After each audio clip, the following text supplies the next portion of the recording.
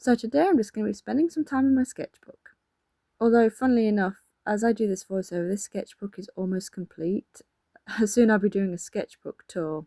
I started it on the 3rd of March, and it just took me so long to do this voiceover for this short video, and I don't know why it took me this long, but it did, but I'm doing it now. So for my first illustration on my first page, I went for a line and wash landscape.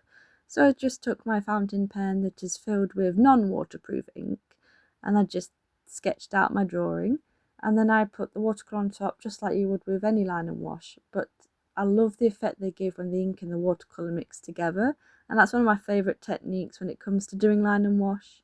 Then I take my favourite Pastel polychromo colouring pencils, that's a mouthful, and I just colour on top places where I think it might need a bit more tone or colour, and sometimes just a bit more definition that I think I missed when I did the watercolour wash.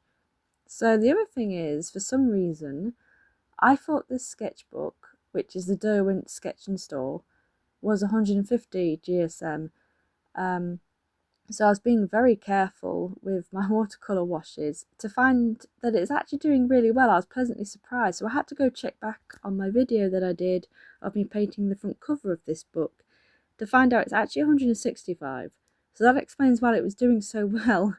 I mean, I can't do layers upon layers upon layers of water because I don't want the page to rip and buckle, and you know, it's 165 is good, but you know, it's you're still gonna have some buckling if you do put too much water on.